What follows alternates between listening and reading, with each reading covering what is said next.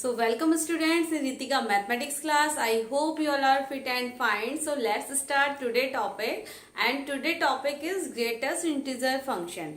As we are doing types of functions, chapter number 2, class 11th math NCERT, and chapter name is relation and function. So in today topic we will cover greatest integer function. Already previous videos में हमने 4 types के function already हम देख चुके हैं. वहां पर square function, square root function, then आपका exponential function and logarithm function. So now in this video we will cover greatest integer function. Greatest integer function को आप किस तरीके से शो करते हैं ये देखिए. यहाँ पर इस फंक्शन को यानी कि F X equals to Y is equals to इस तरीके से मॉडुलस के अंदर आपकी x की वैल्यूज पुट की जाती है. यानी कि ग्रेटेस्ट इंटीजर फंक्शन कुछ इस तरीके से हमारा रिप्रेजेंट किया जाता है. एक क्लोज्ड ब्रैकेट्स के अंदर हमारी x की कुछ वैल्यूज को रिप्रेजेंट किया जाता है इन ग्रेटेस्ट इंटीजर फंक्शन की कंडीशन में. नाउ अब ग्रेटेस्ट इंटीजर फंक्शन किस तरीके से ऑपरेट होता है, एंड जो सेकंड थिंग कि ग्रेटेस्ट इंटीजर फंक्शन के लिए जो आपकी आउटपुट वैल्यूज होंगी, जैसे हमने ये इस तरीके से मेरा एक फंक्शन है ग्रेटेस्ट इंटीजर, जो भी आपकी आउटपुट वैल्यूज होंगी यहाँ पर आउटपुट जो आपको मिलेंगे वो या तो x की वैल्यूज से आपको स्मॉल मिलते हैं या तो स्मॉलर आपको मिलेंगे या इक्वल आपको आउटपुट्स मिलते हैं. यानी कि जो भी यहाँ पर आउटपुट्स होंगे वो x की वैल्यू से छोटे होंगे या x की वैल्यू के इक्वल होते हैं. तो ये बात एक ध्यान रखने वाली है ग्रेटेस्ट इंटीजर के केस में. एंड ग्रेटेस्ट इंटीजर फंक्शन जो हमारे होते हैं वो पूरे कैलकुलस में आपको कई जगह पे इस फंक्शन का यूज आपको मिलता है. सो अब देखते हैं कि इसके डोमेन एंड रेंज तक हमें कैसे फाइंड हम इसको करेंगे, इसका domain and range. So now अब ग्रेटेस्ट इंटीजर फंक्शन की फर्स्ट कंडीशन में अगर हम एक होल नंबर यानी एक अगर इंटीजर नंबर को एज एन इनपुट अगर हम पुट करते हैं, when we put integer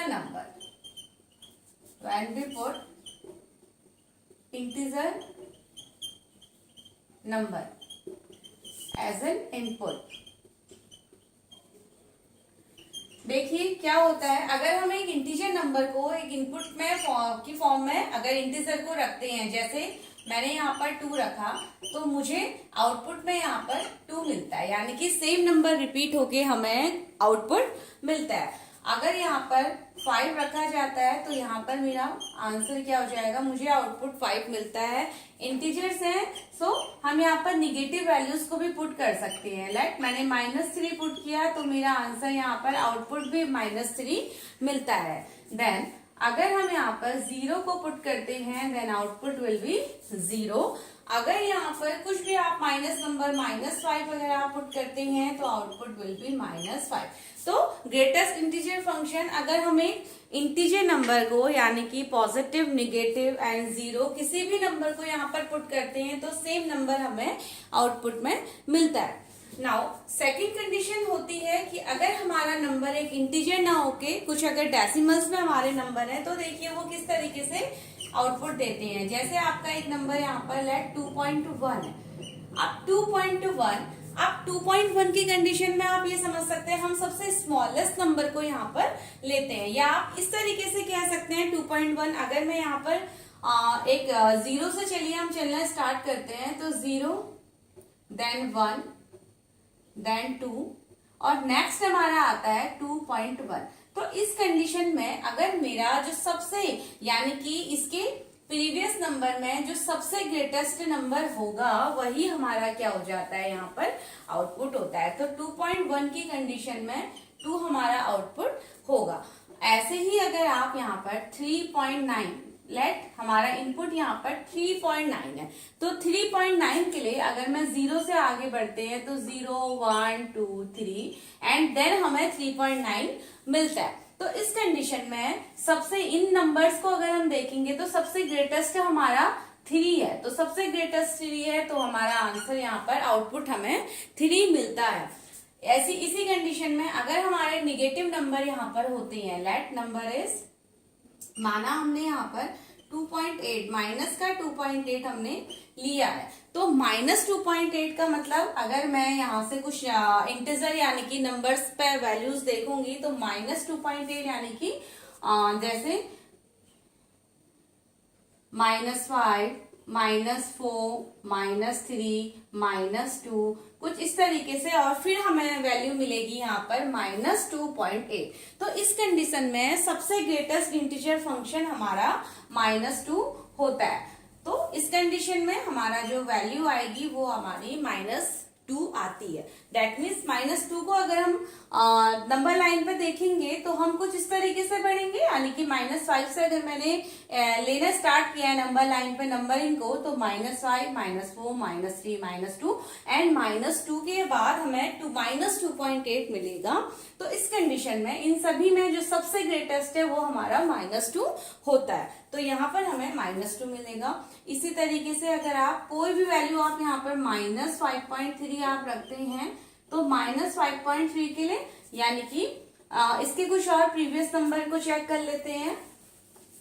देखिए -5.3, अब -5.3 अगर हम -8 से चलते हैं तो -8, -7, -6, -5 एंड देन हमारा -5.3 यहाँ पर आता है। तो इस कंडीशन में अब इस नंबर की सीरीज में -5 ही हमारा क्या है, ग्रेटेस्ट इंटीजर फंक्शन होता है। तो इस कंडीशन में हमारा आउटपुट यहाँ पर -5 रहता है। तो कुछ इस तरीके से हमारे ग्रेटेस्ट इंटीजर फंक्शंस यानी कि ऑपरेट होते हैं। तो आई थिंक आपको यहाँ तक की बातें समझ आई हैं। अब हमने ये देखा कि इनपुट हम कोई भी अगर इनपुट रखते हैं, यानी कि हमने पॉजिटिव नंबर भी इनपुट रखा, माइनस के नंबर भी, निगेटिव नंबर्स को भी इनपुट रखा है, जीरो को भी हमने इनपुट रखा है, that is greatest integer function की कंडीशन में हमारा जो डोमेन होगा, डोमेन्स क्या होता है, यानी कि कोई भी वैल्यू जो हम एज एन इनपुट रख सकते हैं, यानी कि x की वैल्यूज। तो x में हमने पॉजिटिव, नेगेटिव एंड जीरो यानी कि सभी रियल नंबर को यहाँ पर रखा है। तो डोमेन यहाँ पर क्या हो जाएगा हमारा -∞ टू ∞। तो इस कंडीशन में हमारा डोमेन -∞ टू ∞, और यानी कि set of real number, you can say R, set of real number. तो डोमेन -∞ टू ∞ और रियल नंबर हो सकता है, होगा यहाँ पर। नाउ अब इस कंडीशन में अगर आप यहाँ पर रेंज देखते हैं तो रेंज क्या हो जाएगा children, range means output numbers, यानी कि आउटपुट। अब आउटपुट हमने देखा कि जब हमने इंटीजर पुट किए हैं तो यानी कि हमने रियल नंबर्स यहाँ पर एज एन इनपुट दिए तो हमें आउटपुट में इंटीजर्स यहाँ पर मिलते हैं। ये भी हमने रियल नंबर्स जब पुट किए थे, ये देखिए ये भी हमारे रियल नंबर्स थे। तो ये सेकंड, ये प्रॉपर्टी हमारे रियल नंबर के कंडीशन में है। जब हमने रियल नंबर भी पुट किए एज एन इनपुट तो हमें आउटपुट क्या मिलता है, यहाँ पर इंटीजर मिलता है। तो यानी कि हमारा जो रेंज होगा वो हमेशा क्या रहेगा, रेंज हमारा एक इंटीजर नंबर होगा। इसको इस तरीके से थोड़ा सा अरेंज कर लेते हैं और इसको हम R भी बोल सकते हैं, यानी कि set of real number.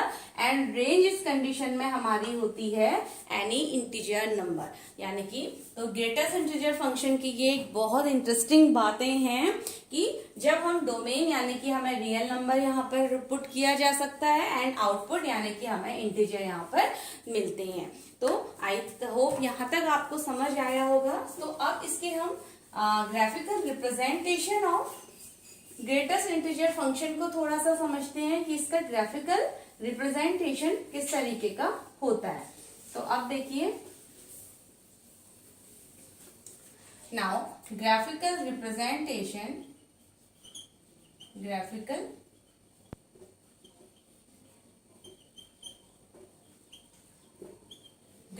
Representation अब किस तरीके से हमारा शो होता है ग्रेटेस्ट इंटीजर फंक्शन। तो उसके लिए हमने यहाँ पर दो एक्सिस ले ली हैं, it is x, -x, y and -y। कुछ हमें यहाँ पर पॉइंट्स भी डाल रख लेते हैं, that is 0 0, then 1 2 3 4 and 5, 1 2 3 4 and 5। तो कुछ इस तरीके से हमने यहाँ पर कुछ नेगेटिव नंबर को भी हम शो करते हैं, -1, -2, -3, -4 and -5. Then -1, -2, -3, -4 and -5. तो ये हमने यहाँ पर कार्टेशियन प्लेन पे कुछ कोऑर्डिनेट्स हमने इस तरीके से शो किए हुए हैं। अब इसका ग्राफिकल रिप्रेजेंटेशन देखिए क्या होता है ग्रेटेस्ट इंटीजर फंक्शन की कंडीशन में। जैसे आपने 0 पुट किया तो 0 की कंडीशन में 0, आप 0.1 लेंगे तो 0, 0.2 दैट इज 0, 0.3 दैट इज 0, यानी कि इस तरीके से आपका 0.99 तक वैल्यूज हमेशा यहाँ पर 0 ही मिलती है। तो 0 की कंडीशन में कुछ इस तरीके से हमारा ग्राफिकल रिप्रेजेंटेशन होता है, यानी कि 1 पे यहाँ 1 इंक्लूड नहीं होता, तो 0 से 1 पे या 0 की कंडीशन में हमारा इस तरीके से यहाँ पर हम डार्क सर्कल से इसको शो करेंगे तो 1 यानी कि हमारा इंक्लूड नहीं होता। तो ये इस तरीके का हमारा रहता है। अब अगर आप यहाँ पर 1 की कंडीशन में देखते हैं तो 1 से लेके यानी कि हमने 1 पुट किया तो हमें 1 मिला, 1.1 पुट किया तो भी हमें यहाँ पर आउटपुट 1 मिलता है, 1.2 पुट किया तो भी हमें आउटपुट यहाँ पर 1 मिलता है। तो इस तरीके से अगर हम 1.99 कुछ इस तरीके से देखेंगे तो भी हमें आउटपुट 1 मिलता है, यानी कि 2 पे वैल्यू अभी भी यहाँ पर नहीं पहुंचती। तो डेट इज हमारा कुछ इस तरीके से फंक्शन रहता है। तो अब 1 की कंडीशन में नेक्स्ट 1 हमारा इंक्लूड होता है और 1 से 2 तक हमारा कोई भी चेंज नहीं आता। ऐसे ही अब आप नेक्स्ट कंडीशन में देखेंगे तो नेक्स्ट कंडीशन में यानी कि 2 की कंडीशन में हमने 2 पुट किया तो वैल्यू 2, देन 2.1 तो again value 2, 2.2 then value 2, so on and 2.99 value 2। तो कुछ इस तरीके से यहाँ पर भी हमारा 2 से लेके यानी कि 2 से 3 तक में 2 से 2.9 और 2.99 तक हमारा ग्राफ कुछ इस तरीके से रहता है, यानी कि 3 यहाँ पर इंक्लूड नहीं होता। ऐसे ही आपको नेक्स्ट स्टेप में भी देखने को मिलता है लाइक दिस। इसी तरीके से अगर आप माइनस नंबर की तरफ आते हैं तो माइनस नंबर पर यानी कि -1 से लेकर के हमें 0 तक इस तरीके का ग्राफ यहाँ पर मिलता है लाइक दिस। देन -2